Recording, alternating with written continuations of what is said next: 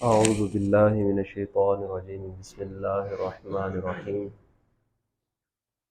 قال الله تبارك وتعالى يا أيها الذين آمنوا أطيعوا الله وأطيعوا الرسول وأولي الأمر منكم صدق الله العظيم۔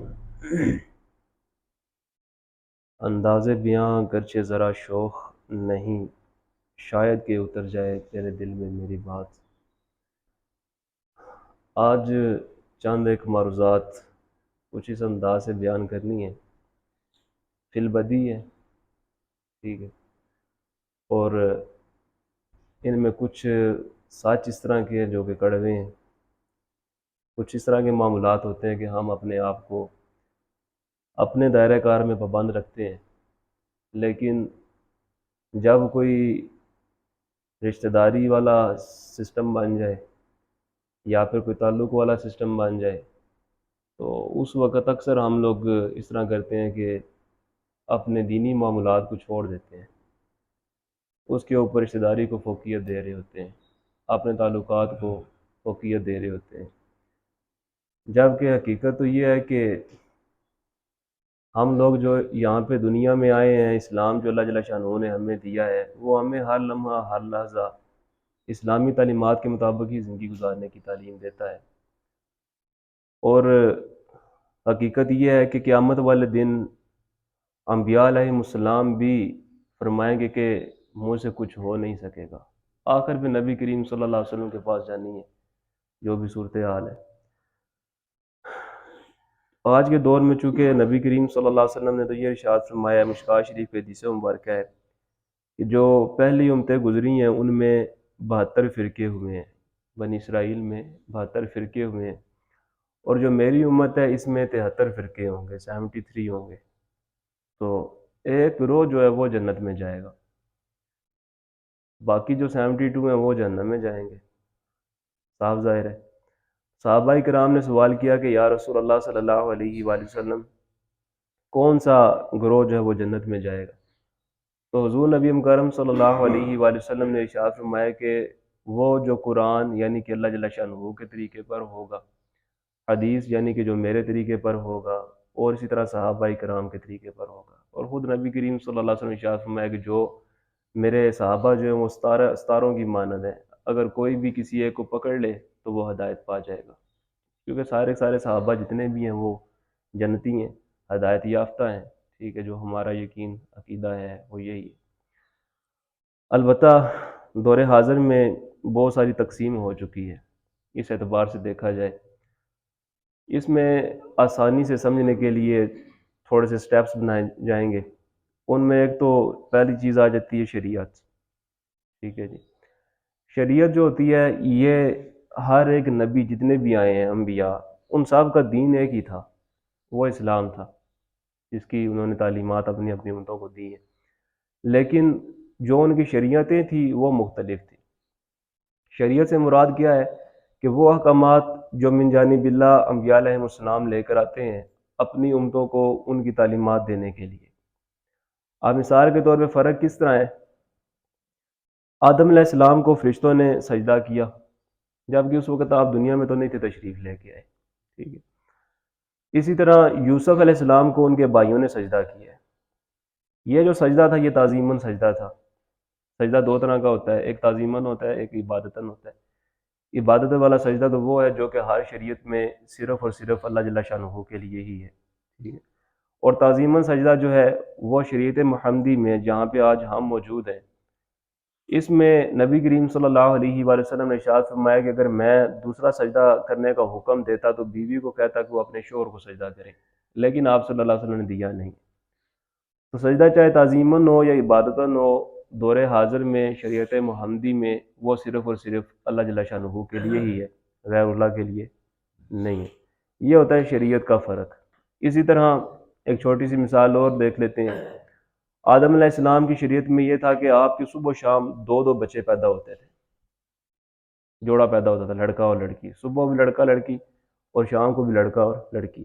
اب اس وقت اس کثرت کے ساتھ اور اتنی جلدی پیدائش ہونا، اس میں حکمت عملی تو یہ تھی کیونکہ آدم علیہ السلام دنیا میں آئے ہیں، پھر اس سے کیا آبادی آپسی بڑھنی تھی آگے، ٹھیک ہے۔ لیکن جو جوڑا صبح پیدا ہوتا تھا وہ آپس میں بہن بھائی ہوتے تھے، جو جوڑا شام کو پیدا ہوا وہ دونوں آپس میں بہن بھائی، لیکن جو لڑکا صبح والا ہے وہ رات کی لڑکی کے لیے، رات والا لڑکا صبح کی لڑکی کے لیے غیر محرم ہوتا تھا، یعنی کہ ان کی آپس میں شادی کرنی جائز تھی، ٹھیک ہے، یہ اس شریعت میں جائز تھا۔ لیکن شریعت محمدی میں جتنے جوڑے ایک باپ سے پیدا ہوں وہ سارے کے سارے بہن بھائی ہیں آپس میں، ٹھیک ہے، ان کی شادی ایک دوسرے کے ساتھ نہیں ہو سکتی، یہ شریعت ہوتی ہے۔ اسی طرح ایک ہوتا ہے فرقہ، جو کہ بنیادی سمجھنے والی چیز ہے۔ مین جو بنیاد انسان کی مسلمان ہونے کے لیے وہ عقیدہ ہے۔ بندے کا عقیدہ درست ہو تو بندہ مسلمان ہے، بندے کا عقیدہ درست نہ ہو تو وہ بندہ مسلمان نہیں ہوتا، ٹھیک ہے، چاہے آپ جتنی جیئیں، نمازیں پڑھیں، روزے رکھیں، حج زکوٰۃ ادا کریں، لیکن اگر بندے کا عقیدہ درست نہیں ہے، مثال کے طور پہ اب عقائد میں کیا شامل ہے کہ اللہ جل شانہ کو ہم نے ایک ماننا ہے، ٹھیک ہے، اب جو عیسائی ہیں وہ اللہ کو مانتے ہیں ایک، لیکن نبی کریم صلی اللہ علیہ وسلم کو وہ نبی نہیں مانتے ہیں، عیسیٰ علیہ السلام کو مانتے ہیں۔ یہودی کس کو مانتے ہیں؟ موسیٰ علیہ السلام کو مانتے ہیں۔ نبی کریم صلی اللہ علیہ وسلم کو، اہل کتاب تو ہیں، اللہ تعالیٰ کو تو مانتے ہیں، کتابوں کو تو مانتے تھے اپنی اپنی جو تھی ان کی، لیکن وہ اپنے دور کے جو انبیاء ان کے پاس آئے ہیں ان کی وہ نفی کرنے والے تھے، تو اس اعتبار سے وہ جو فرقہ بن گیا، ٹھیک ہے، جو کہ جہنم میں جانے والا ہے، صحیح ہے۔ تو عقیدہ جو ہوتا ہے نا وہ مین بنیاد ہوتی ہے بندے کے مسلمان ہونے کی۔ اگر عقیدہ درست ہے تو بندہ مسلمان ہے، عقیدہ درست نہیں ہے تو بندہ مسلمان نہیں ہے۔ قادیانیوں کو دیکھ لیں، وہ نبی کریم صلی اللہ علیہ وسلم کی ختم نبوت کا انکار کرتے ہیں، وہ کہتے ہیں کہ آپ کے بعد پھر نبی آ سکتا ہے کوئی نہ کوئی، ٹھیک ہے، جبکہ اللہ تعالیٰ نے قرآن میں کیا ارشاد فرمایا کہ ما محمد ابا احد من رجالکم ولکن رسول اللہ وخاتم النبیین، محمد صلی اللہ علیہ وسلم تم مردوں میں سے کسی کے باپ نہیں ہیں، لیکن وہ اللہ جل شانہ کے رسول ہیں اور نبوت کا دروازہ بند کرنے والے ہیں، آپ کے بعد کوئی اور نبی آ سکتا ہی نہیں ہے، یعنی کہ مور لگانے والے ہیں، ٹھیک ہے۔ تو ختم نبوت بھی ہمارا عقیدہ ہے، اس میں کسی قسم کا شک ڈاؤٹ ہونا چاہیے بھی نہیں۔ فیصل آباد میں آج میں ویڈیو دیکھ رہا تھا، ایک کوئی صاحبہ تھی، ماشاءاللہ عورت تھی، اس نے نبوت کا دعویٰ کیا، خیر پولیس نے اس کو اپنی حراست میں لے لیا، ٹھیک ہے، بر وقت کارروائی کی گئی، نہیں کہ آئے دن کوئی نہ کوئی نیا نیا فتنہ اٹھتا چلا آ رہا ہوتا ہے۔ تو عقائد جو ہوتے ہیں وہ اسلام میں بنیاد کی حیثیت رکھتے ہیں۔ ہمارے بعض لوگ ایسے بھی ہیں کہ جو مسلمان ہیں، عقیدہ درست ہے ان کا، نمازیں نہیں پڑھتے، نمازوں کا انکار تو نہیں کر رہے ہیں لیکن پڑھتے نہیں ہیں، سستی ہے، کاہلی ہے، ٹھیک ہے، روزے نہیں رکھتے ہیں، زکوٰۃ ادا نہیں کر رہے ہوتے، حج نہیں کر رہے ہوتے، وہ گناہ گار ضرور ہوتے ہیں، کبیرہ گناہ کے مرتکب ضرور ہوتے ہیں، لیکن اس کا مطلب یہ نہیں کہ وہ بندے کافر ہو جاتے ہیں، بدعقیدگی کی طرف چلے جاتے ہیں، گمراہی کی طرف چلے جاتے ہیں، ہوتے وہ کیا ہیں؟ مسلمان ہی ہیں۔ لیکن آپ جتنی جی لمبی نمازیں پڑھیں، کچھ بھی کریں، لیکن آپ کا اگر عقیدہ درست نہیں ہے تو آپ مسلمان، مین بنیاد بندے کی کیا ہے؟ وہ مسلمان ہونا عقیدے کی بنیاد پر ہوتا ہے۔ اب اسی طرح ایک اگلا سٹیپ جو ہے وہ مکاتب فکر ہے، کیونکہ ہماری عوام کو اس چیز کا فرق نہیں پتہ، وہ ہر ایک چیز کو جناب فرقے میں لے کے آ جاتی ہے، ہر ایک چیز کو فرقے میں لے آ جاتی ہے، ٹھیک ہے۔ مثال کے طور پہ اگلا سٹیپ آتا ہے دیوبندی کے اعتبار سے، بلکہ اس سے پہلے ایک سٹیپ کر لیتے ہیں، یہ مسلک ہوتا ہے ایک، شریعت، اس کے بعد کیا جی پھر مسلک، فرقے کے بعد مسلک۔ مسلک کیا ہے؟ کوئی بندہ حنفی ہے، امام ابو حنیفہ کا فالوور ہے فقہی طور پہ، ٹھیک ہے، اسی طرح کوئی شافعی ہے، امام شافعی کا فالوور ہے، کوئی مالکی ہے، کوئی حنبلی ہے، یعنی کہ ائمہ اربعہ جن کو ہم بولتے ہیں، ٹھیک ہے۔ اب یہ وہ حضرات ہیں جن کا زمانہ حضور نبی کریم صلی اللہ علیہ وسلم کے زمانے کے قریب تھا۔ حضرت امام ابو حنیفہ وہ شخصیت ہے جو کہ صحابہ کی صحبت میں رہنے والے یعنی کہ تابعی تھے، ٹھیک ہے، جن کو ہم فالو کرتے ہیں۔ آگے جو امام شافعی، حنبلی اور مالکی ہیں سارے ان کے شاگرد ہیں، یہ ایک الگ بات ہے کہ اس کے بعد انہوں نے اپنی محنتیں کی، سارے کے سارے اپنی جگہ وہ چاروں برحق ہیں، صحیح العقیدہ ہیں، کیونکہ ان کے عقیدے میں بگاڑ نہیں تھا، مسائل میں اختلاف ضرور تھا، یعنی کہ کوئی کہتا ہے جناب آپ نے امین دل میں کہنی ہے، کوئی کہتا ہے جی آپ نے اونچی امین کہنی ہے، یہ کیا ہے؟ مسائل میں اختلاف ہے، کوئی کہتا ہے جی آپ نے رفع یدین کرنا ہے تو کوئی کہتا ہے نہیں کرنا، کوئی کہتا ہے جناب آپ نے امام کے پیچھے قرات کرنی ہے، ٹھیک ہے، کوئی کہتا ہے جی آپ نے سورہ فاتحہ امام کے پیچھے نہیں پڑھنی ہے، ٹھیک ہے۔ یہ کیا ہوتا ہے؟ یہ اندر کے مسائل کا اختلاف ہوتا ہے، اس اختلاف کو رحمت کہا گیا ہے۔ اور دور حاضر کے بھی جو مفتیان کرام ہیں یا پھر علماء ہیں، وہ آپ کو اس چیز کی تاکید کرتے ہیں کہ جو بندہ اس ضمن میں جس کا فالور ہے وہ صرف اسی کو ہی فالو کرے۔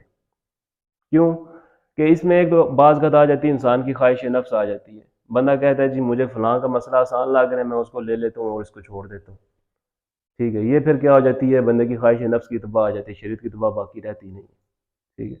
تو اس لیے پابند کیا کہ پھر اختلافات کی بیس پہ دیکھا جائے، ہم لوگ وضو کر رہے ہوتے ہیں، ٹھیک ہے، چھوٹی مثال اس لیے کیونکہ آسان ہے اس لیے دی جاتی ہے۔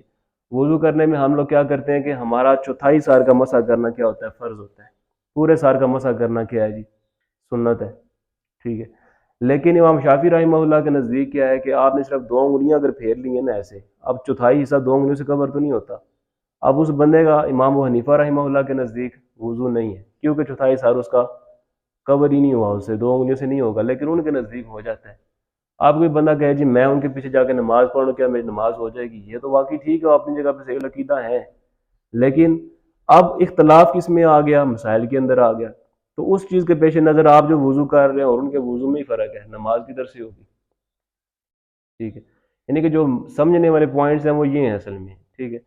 اب یہ کوئی وہ اختلاف نہیں ہے جس میں ہم کہیں یہ مولویاں کام خراب کیتے، اکثریت جو ہماری ہے نا بندوں کی، ٹھیک ہے، وہ اس میں آگے نا گڑبڑ کر جاتی ہے، یہ مولویاں سامنے جناب اگے لا کے رکھے ہیں، ٹھیک ہے۔ جبکہ حقیقت کیا ہے کہ ہم نے خود علم سیکھا نہیں ہوتا، اس میں جو اختلاف رکھا گیا ہے، ٹھیک ہے، وہ اختلاف ایک رحمت ہے، اس میں کوئی وہ ایسا اختلاف کوئی فساد کی طرف لے کے جانے والا نہیں ہے، ٹھیک ہے، کوئی فرقہ وارث کی طرف لے کے جانے والا نہیں ہے۔ فرقہ ایک الگ چیز ہے، مسلک ایک الگ چیز ہے، ٹھیک ہے، اس چیز کو سمجھنے کی ضرورت ہے۔ تو اسی طرح جب آپ نماز پڑھتے ہیں، ٹھیک ہے، آپ مثال کے طور پہ کچھ اس طرح کے معاملات آ جاتے ہیں جو کہ مکاتب فکر میں آ کے تقسیم ہوتی ہے۔ مثال کے طور پر کوئی بندہ دیوبندی ہے، کوئی بریلوی ہے، کوئی اہل حدیث ہے، کوئی شیعہ ہے، ٹھیک ہے، یہ کیا ہے، مکاتب فکر ہیں۔ لیکن اب ان میں آ کے کچھ تو نظریاتی اختلافات ہیں، کچھ مسائل اس طرح کے آ جاتے ہیں کہ جو کہ انسان کے واقعتاً عقیدے کے اوپر اٹیک کر رہے ہوتے ہیں۔ جب عقیدہ درست نہیں تو وہ بندہ مسلمان نہیں ہے، کڑوا سچ ہے، ہضم کرنا پڑے گا۔ برادری ازم میں آ کے ہم لوگ کیا کر رہے ہوتے ہیں، وہاں پہ ہم لوگ اپنے آپ کو ڈاؤن کر لیتے ہیں، نیچا کر لیتے ہیں۔ مثال کے طور پہ تھوڑی سی کھلے لفظوں میں مثال دینے لگا ہوں، ہمارے بہت سارے لوگ ایسے ہیں جو کہ دیوبند حضرات میں شامل ہیں، بریلویوں پہ ان کی جناب ٹیگ کیا ہوتے ہیں، وہ چاہے دیوبندی والے حدیث ہو، جتنے بھی اس طرح کے آگے سلفیزم، کل ماشاءاللہ یہاں پہ بھی ایک سٹال لگا ہوا تھا، ٹھیک ہے، اس کی بھی تھوڑی سی پوسٹ مارٹم کرتے ہیں۔ تو واقعہ کہ یہ جو دیوبندی ہوتے ہیں، سلفی ہوتے ہیں، وہابی ہوتے ہیں، ٹھیک ہے، یا غیر مقلد ہوتے ہیں، یہ سارے کے سارے بریلویوں کے اوپر سب کا جو ٹیگ ہوتا ہے نا وہ تقریباً سیم ہے۔ یہ 11ویں کرتے ہیں جناب بریلوی، ان کے نزدیک ٹوٹل ہی حرام ہے، ٹھیک ہے، اور اکثریت کے نزدیک شرک ہے، صحیح ہے۔ آپ لوگ جناب 12ویں کرتے ہیں، وہ والی کیا کہتے ہیں اس کو، 12 ربیع الاول مناتے ہیں کہ نہیں مناتے ہیں؟ سارے مناتے ہیں نا، ٹھیک ہے، لیکن وہ ٹوٹلی اس کو حرام کہتے ہیں۔ آپ لوگ جناب کل کراتے ہیں، تیجا کرواتے ہیں، اس کے بعد 40واں کرواتے ہیں، ٹھیک ہے۔ اسی طرح آپ وسیلہ نبی کریم صلی اللہ علیہ وسلم کا دیگر جو اولیاء اعظام انبیاء کرام ہیں ان کا وسیلہ پیش کرتے ہیں، ان کے نزدیک یہ سب کچھ جائز نہیں ہے، ٹھیک ہے۔ ہم لوگ جاتے ہیں مزارات کے اوپر، حالانکہ اس کی بھی اپنی شرعی کیودات ہیں، ان کو مد نظر رکھ ہمارے پاس جائز لوگ ایسے ہیں جو کہ اپنی طرف سے خرافات نکال لیتے ہیں، لیکن وہ کوئی دلیل نہیں ہے۔ اگر تو کوئی بندہ صاحب علم ہے وہ جا کے وہاں پہ خرافات کر رہے، ٹھیک ہے، پھر آپ بتائیں جناب ہم مانیں گے، جبکہ آپ جواز کس کو بلا رہے ہیں، ایک جاہل بندے کو، وہ جواز ہو سکتا ہی نہیں، ٹھیک ہے۔ مزارات پہ ہم جاتے ہیں، ٹھیک ہے، اور جناب ان کا کہنا ہے جی آپ کا مزارات پہ جانا ہی کیا ہے، حرام ہے، ٹھیک ہے۔ ہم لوگ وسیلہ پیش کرتے ہیں وہاں پہ جا کے بھی، ٹھیک ہے، وہ کہتے ہیں وسیلہ پیش کرنا ہی جائز نہیں ہے، سرے سے نہیں ہے، ٹھیک ہے۔ یعنی کہ اس طرح کی جتنی بھی چیزیں ہیں، اب ہوتا کیا ہے، برادری ازم میں آ کے اب ہمیں پتہ جی دیوبندی ہے ایک بندہ، ٹھیک ہے، ہمارے لوگ اسے سنی جو ہوتے ہیں وہ اسے نہیں متفق ہوتے ہیں، بات کھلے لفظوں میں ایسے ہی ہے، ٹھیک ہے۔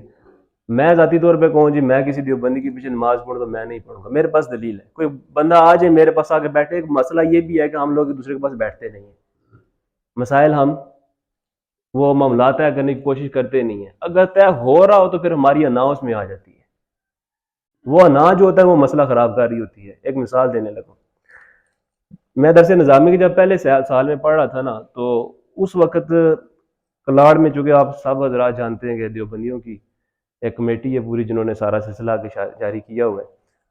تو ان کی ایک عادت یہ ہوتی ہے کہ وہ ہر نماز کے بعد، عشاء کی نماز پڑھنے کے بعد، فضائل اعمال ان کی ایک کتاب ہے، وہ سامنے رکھ لیتے ہیں. جو کچھ 4-5 بندے سامنے بیٹھ جاتے ہیں جناب، ان کو وہ اس کا درس دیتے ہیں. یہ آج کی بات نہیں، سال ہر سال ان کا یہی سلسلہ ہے. ایسے کہ ٹوٹل کا ٹوٹل دین ہی اس کتاب میں صرف رہ گیا، اس کے بعد کوئی دین ہے ہی نہیں ہے. ٹھیک ہے. اب ہوا یوں کہ میں چلا گیا ادھر، یہاں سے نماز پڑھی اور ادھر گیا. ادھر جا کے میں نے وہ فضائل اعمال اٹھائی اور بیٹھ گیا. بیٹھ کے میں نے نا ان کو حدیث جو تھی اس میں لکھی ہوئی جو متفقہ طور پہ باقی کتابوں میں تھی وہ میں نے ذکر کی. البتہ موضوع میرا اپنا تھا. میں نے تجوید کے موضوع پہ، قرآن پڑھنے کے موضوع پہ موضوع رکھ لیا. آدھا گھنٹہ بیان کیا. ادھر بیان کرنے کے بعد میں نے ان کو قرآن پڑھنے کا جو صحیح طریقہ کار ہوتا ہے اس کے بارے میں بتایا اور خود اٹھ کے آنے لگا. تو پیچھے سے آواز ہے، جناب تسی مولوی سانو اگے لا کے تو آپ کو نس جانے ہو. ٹھیک ہے. تو میں نے کہا جی بتائیں کیا حکم ہے میرے لیے. اب ہمیں قرآن پڑھائے گا کون؟ ظاہر سی بات ہے کوئی بھی فن ہو سیکھنے کے لیے اس کی استاد کی ضرورت ہوتی ہے. میں نے کہا چلے جی میں آپ کو وہ پڑھا دوں گا. مدنی قاعدہ لیا میں نے. ٹھیک ہے. اب کہ ان کی مدنیوں کے ساتھ لگتی کوئی نہیں ہے، کھلے لفظوں میں یہی ہے بات. ٹھیک ہے. لیکن وہ صاحب کو میں نے قاعدہ ہے کہ دیا جناب، پڑھایا ان کو میں نے. اب ہمارا ان کے ساتھ اختلاف کیا تھا. جو ہم قرآن پڑھتے ہیں نا، یہ جو اکیڈمی یہاں پہ کھلی ہوئی ہے، ٹھیک ہے، یہاں پہ بھی ان میں بھی اختلاف موجود ہے. ہمارے بعض، بلکہ اکثریت میں نے سنی ہے، اپنی عورتوں کو وہاں پہ بھیج رہے ہوتے ہیں. ٹھیک ہے. لیکن مخلصانہ جو مشورہ میرا ہے، آپ میری ہر بات کی تحقیق کر سکتے ہیں. اس سے پیچھے کوئی بات رہتی تو نہیں ہے نا، میرا کوئی آپ سے اختلاف تو نہیں ہے. ٹھیک ہے. اب اس بات کی آپ ضرور بھی ضرور تحقیق کریں. میں ان کو پڑھا رہا تھا جی، علی بات آسا پٹی پہ لے کے آئے قاعدے پہ. جب ہم پہنچے پہ ضاد پہ، یہ جو حرف ضاد ہے نا، اس میں ہمارا ان کے ساتھ اختلاف ہے. ایک ہے ضاد ہم پڑھتے ہیں، وہ ضاد پڑھتے ہیں. ٹھیک ہے. جب میں اس حرف پہ پہنچا، ان کو یہ جب میں نے اس کا طریقہ بتانا تھی، حرف کہاں سے نکلتا ہے کہاں سے نہیں نکلتا، ساری صورتحال بتانی تھی. میں نے ان کو ٹائم دیا، مجھے پتا تھا کہ ہمارا ان کے ساتھ اختلاف ہے. ان کے حافظ صاحب بھی وہاں پہ بیٹھے ہوئے تھے، جو بندیوں کی جو کمیٹی تھی وہ بھی سارے ادھر بیٹھے ہوئے تھے. میں نے کہا جی آپ کے پاس ٹائم ہے، آپ ایک دن لگا لیں پورا. ٹھیک ہے. جو آپ کے پاس دلائل ہیں، جو آپ کی رائے ہے، وہ آپ کل پیش کر دیجیے گا. کہتے ہیں جی ٹھیک ہے. اگلے دن آئے تو حافظ صاحب سے میں نے پوچھا، حافظ صاحب آپ کی کیا رائے ہے اس حرف کے بارے میں؟ وہ کہتے ہیں جی تسی بہتر جاننے ہو. میں تھوڑی بڑی مہربانی. اب دیکھا جائے تو فقہ کے اعتبار سے دیوبندی اور بریلوی دونوں ایک ہی ہیں، یعنی کہ ہم امام ابو حنیفہ کو فالو کرتے ہیں. فرق اس چیز کا مقادمے فکر کا ہے، وہ دیوبندی ہیں، ہم کیا ہیں، بریلوی ہیں. ٹھیک ہے. تو حافظ صاحب نے کہا جی آپ بہتر جانتے ہیں. اب قرآن چونکہ من جانب اللہ ہے، اللہ تعالیٰ نے قرآن نازل فرمایا ہے، قرآن کسی انسان کی طرف سے نہیں ہے. اگر کوئی بندہ اپنی طرف سے اس میں نقطے کا بھی فرق کرتا ہے، وہ بندہ دائرہ اسلام سے فارغ ہے، کوئی اس میں شک والی بات نہیں ہے. ٹھیک ہے.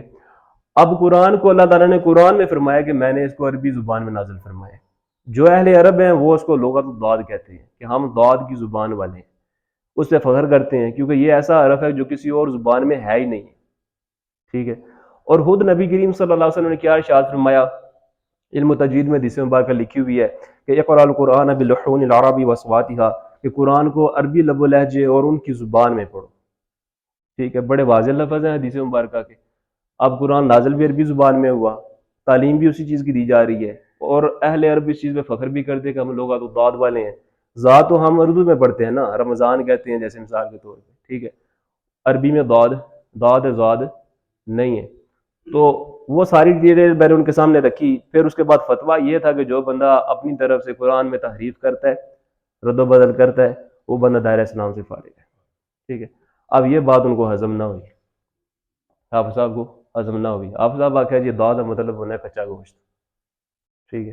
میں نے کہا حضرت میں تو بھی فی الحال پہلے سال میں پڑھ رہا ہوں، البتہ اس بھی گرامر جو عربی کی لکھی ہوئی ہے نا، ٹھیک ہے، اس کا ایک اصول یہ بیان کیا کہ جو آپ کے مدارس میں پڑھائی جاتی ہے کہ اکیلا حرف کبھی اپنا معنی واضح کرتے ہی نہیں ہے.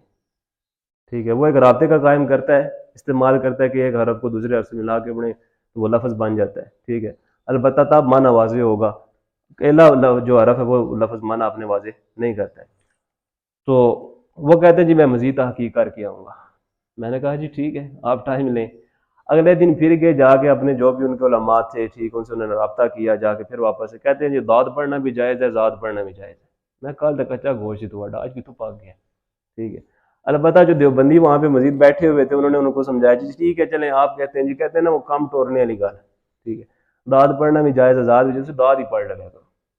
ٹھیک ہے.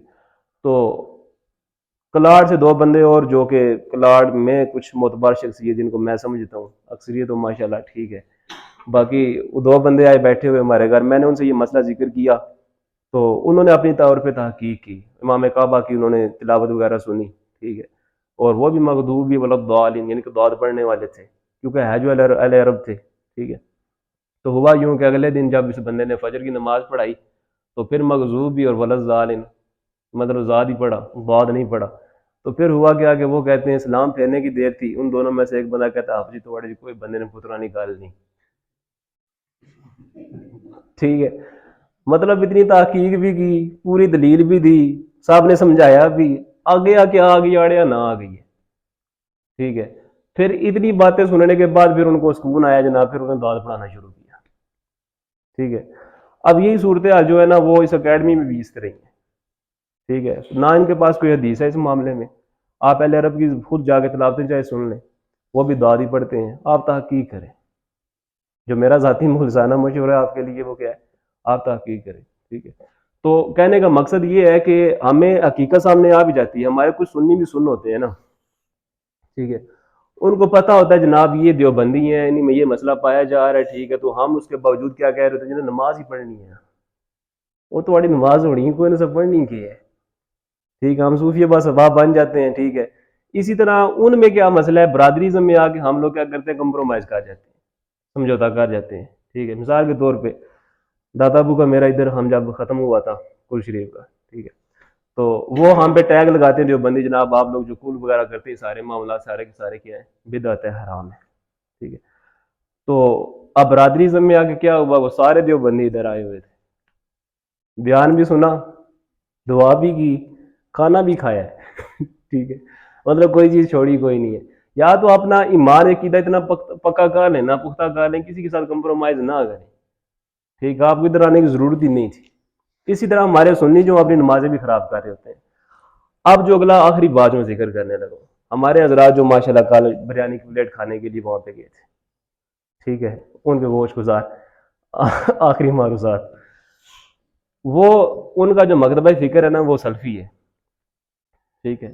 ایک ہوتا ہے دیوبندی میں نے آپ کو بتایا، ٹھیک ہے، ایک اہل حدیث ہوتا ہے. اہل حدیث جو ہوتے ہیں نا وہ پہلے اہل حدیث تھے، یہ جو حضرت صاحب تھے نا یہ پہلے اہل حدیث تھے. ٹھیک ہے. یہ جو سلفیزم ہے نا یہ اس کے بعد کی ان کی پروموشن ہوئی ہے، سافٹ ویئر اپڈیٹ ہوا ہے. ٹھیک ہے. اس کے بعد یہ سلفی بن گئے. ٹھیک ہے. اور اس سے جو قبل ان کا سلسلہ تھا وہ جو سلفی کے، اور ایک اور سلسلہ اس کو غیر مقلد کہتے ہیں، یعنی کہ یہ وہ حضرات ہوتے ہیں جو کہ ائمہ اربعہ کو نہیں مانتے. غیر مقلد وہ ہوتے ہیں جو ائمہ اربعہ کو مانتے نہیں، جو ان کی تقلید کرتے ہیں، جیسے ہم حنفی ہیں. ٹھیک ہے. وہ ان کو سیدھا سیدھا کہتے ہیں جناب یہ مشرک ہیں. وہ اپنے آپ کو صرف مسلمان کہتے ہیں، باقی سارے ان نظر کافر ہیں. ٹھیک ہے. جال حق اٹھا کے دیکھیں آپ کے سامنے حق ظاہر ہوگا کہ اصل حقیقت ان لوگوں کی ہے کیا ہے. ٹھیک ہے. تو یہ جو سلفی صاحب ہیں، اب آپ مجھے بتائیں کہ جب سے یہ حضرت صاحب ادھر آئے ہیں ایک بھی نماز حافظ صاحب کے پیچھے انہوں نے پڑھی ہو؟ نہیں پڑھی نا. تو اسی کیڑے کھاتے چ گئے ہوتا ہے. سوال تو یہ ہے. ٹھیک ہے. ان کی نظر میں ہم لوگ مشرک ہیں، نعوذ باللہ. ٹھیک ہے. جبکہ حقیقتیں ان کے سامنے نہیں ہیں. وہ نہ ہمارے پاس بیٹھے ہیں نہ حقائق سننے ہیں. مسئلے کیا ہے ان کے، تو اسی درباراں پر جاتے ہیں لیکن کس طریقے سے جاتے ہیں وہ ان کو نہیں پتا. ٹھیک ہے. تو اسے سجدہ کرنے جا کے، جبکہ ایسا ایک مسئلہ پیش آیا، ایک حضرت صاحب تھے وہ مجھے کہتے ہیں کہ ترغیب دینے لگے تھے اپنی سلفیزم ہونے کی. انہیں شاید پتہ نہیں تھا کہ میں درس نظامی کا اسٹوڈنٹ ہوں. ٹھیک ہے. آئے سعودیہ سے تھے. مجھے آگے کہتے ہیں جی میں پہلا دعوت اسلامی میں حصہ، میں نے ادھر کنگا وغیرہ لگایا ہوا تھا، سبز امامہ باندھا ہوا تھا، میرون پرنا لگایا ہوا. ٹھیک ہے. ان کی طرح کا وہ سفید کپڑے پہنے ہوئے، فضان سنت میرے ہاتھ میں ہوتی تھی، میں لوگوں کو داڑھی میری ہے تھی اس وقت. ٹھیک ہے. تو میں لوگوں کو اس کی ترغیب دیا کرتا تھا جناب آئیں بیٹھیں دعوت اسلامی کی طرف، جناب ان کو لے کے آتا. لیکن میں خود اندر سے مطمئن نہیں تھا کہ میں سیدھے راستے پہ ہوں یا نہیں. ہوا یوں کہ میں آہستہ آہستہ پھر دیوبندی ہو گیا. میں نے پھر بڑی مجلد قسم کی کتابیں پڑھی. کشف المحجوب کا انہوں نے نام لیا، داتا علی جویری رحمہ اللہ کتاب، ان طالبین شیخ عبد القادر جیلانی رحمہ اللہ کی کتاب کا نام لیا، اور علماء کا نام لیا. لیکن میں دلی طور پہ مطمئن نہیں تھا کبھی میں سیدھے راستے پہ ہوں یا نہیں. پھر ہوا یوں کہ میں آہستہ آہستہ یوں ہوا کہ پھر میں اہل حدیث ہو گیا. ٹھیک ہے. اور اب ہم جا رہے ہیں جناب سلفیزم کی طرف، جو بندے ائمہ اربعہ کو نہیں مانتے ہیں. میں نے چھوٹا سا سوال ان کے سامنے رکھا، میں نے پیچھے کچھ بھی نہیں چھیڑا. مدنی والے تھے، بریلوی تھے، دیوبندی کیوں ہوئے، دیوبندی تھے اہل حدیث کیوں ہوئے، کوئی بات نہیں چھیڑی، ٹھیک ہے۔ میں نے کہا آپ سیاستہ والوں کو مانتے ہیں، سیاستہ میں کون ہے؟ امام بخاری، امام مسلم، ابن ماجہ، نسائی، ترمذی، یہ سارے کے سارے کون ہیں کہ جن کی کتابوں کو تمام مکاتب فکر مانتے ہیں، ان کی کتابوں کو مد نظر رکھتے ہوئے مسائل اخذ کرتے ہیں، ان کے اوپر عمل کرتے ہیں، وہ کہتے ہیں جی بالکل مانتے ہیں۔ میں نے کہا آپ کی نظر میں وہ کیا ہے، مشرک ہیں یا پھر مسلمان ہیں؟ ٹھیک ہے، نہیں وہ تو سنی مسلمان ہیں۔ سنی کا مطلب کی ہے، کہتے ہیں جو کسی نہ کسی امام کو مانتا ہے، یعنی کہ ائمہ جو سیاستہ والے ہیں وہ سارے کے سارے کسی نہ کسی امام کے مقلد تھے۔ اب خود دیکھیں کہ ان کا کیا مرتبہ، آج پوری دنیا ان کی قیامت تک کتابیں پڑھنے والی ہے، ایسا ہے کہ نہیں؟ لیکن وہ بھی کوئی امام ابو حنیفہ کا فالوور تھا، کوئی امام شافعی کا فالوور تھا، کوئی حنفی تھا، کوئی بریلوی حنبلی تھا، کوئی مالکی تھا، ٹھیک ہے۔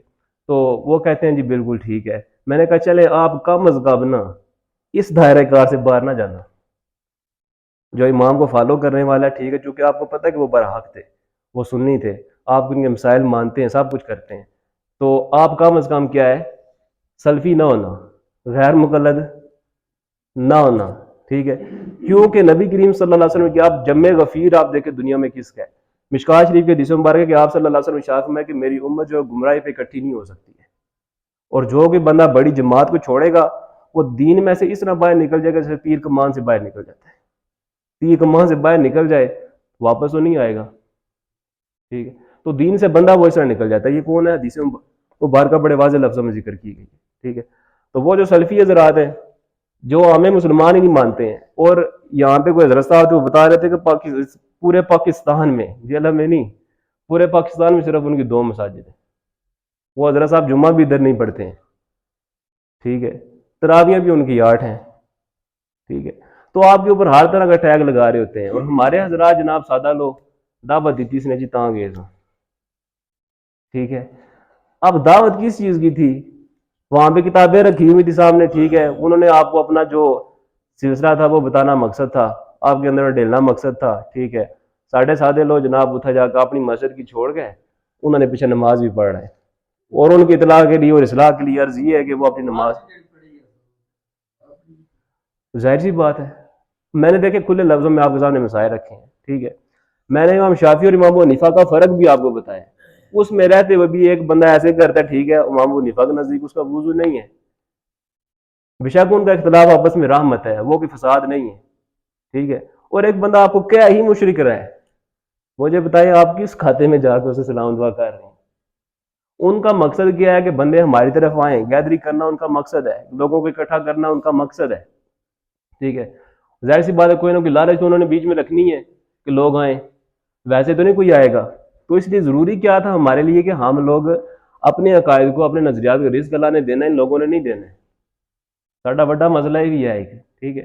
یہاں پہ اکیڈمی میں مسئلہ کیا ہے، بچیوں کو سلائی کے بہانے میں جناب ہم آپ کو جاب بھی دیں گے، نوکری دیں گے، آپ کو ادھر ہی رکھ لیں گے، کام لگوا دیں گے، ساڑھے غریب بندے جناب اتھڑے پہ۔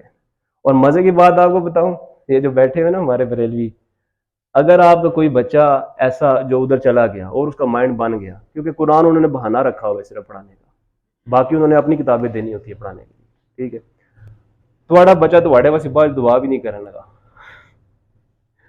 آپ کا بیٹا آپ کے لیے دعائے خیر بھی نہیں کہے گا، کیونکہ ادھر نزدیک وہ جائز ہی نہیں، آپ کی قبر پہ نہیں جائے گا، جبکہ حدیث بہت ساری اس میں موجود ہیں، کیونکہ موضوع اس میں ڈھیر سارے چھپے ہوئے ہیں، جس کو میں خلاصہ کلام کے طور پہ آپ کی گوش گزار کر رہا ہوں، وہ ہم فوقتاً انشاءاللہ پھر انفرادی طور پہ بھی ذکر کریں گے، ٹھیک ہے۔ تو کہنے کا مقصد یہ ہے، خلاصہ کلام یہ ہے کہ جب آپ کے سامنے حق کھل کے سامنے آ جائے نا، تو پھر اس کے بعد بندے کو اپنی آنکھیں بند نہیں کرنی چاہیے۔ اللہ تعالیٰ عمل اور سمجھ کی توفیق عطا فرمائے۔